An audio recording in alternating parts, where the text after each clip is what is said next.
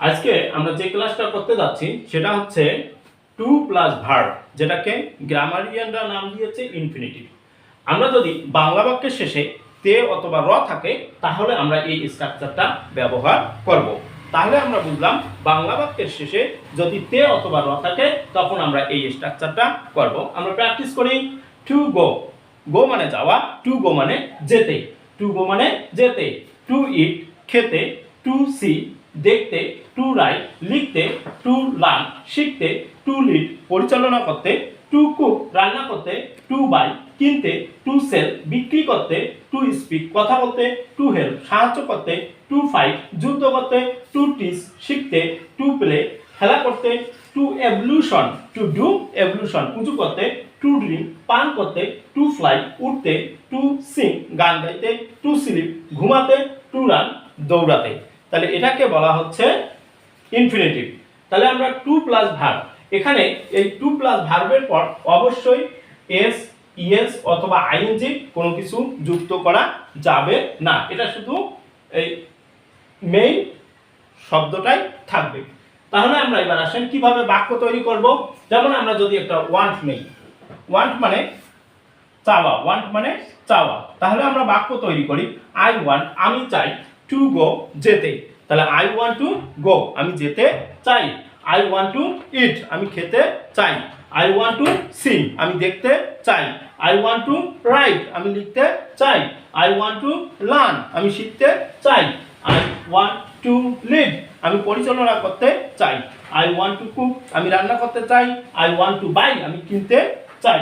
এভাবে আমরা এই টু প্লাস ভার্ব ব্যবহার করে শিখতে পারি।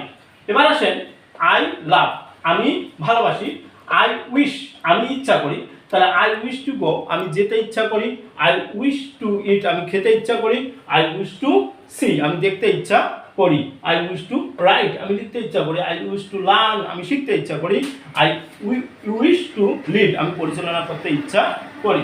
এবার এভাবে আমরা যেমন আই লাভ টু গো আমি যেতে ভালোবাসি, আই লাভ টু ইট আমি খেতে ভালোবাসি, আই লাভ টু সি আমি দেখতে ভালোবাসি, আই লাভ টু রাইট আমি লিখতে ভালোবাসি, আই লাভ টু লার্ন আমি শিখতে ভালোবাসি। I like to go, I like আমি পছন্দ করি, টু গো যেতে, তাহলে আই লাইক টু গো আমি যেতে পছন্দ করি, আই লাইক টু ইট আমি খেতে পছন্দ করি, আই লাইক টু সি আমি দেখতে পছন্দ করি, আই লাইক টু রাইট আমি লিখতে পছন্দ করি, আই লাইক টু লার্ন আমি শিখতে পছন্দ করি।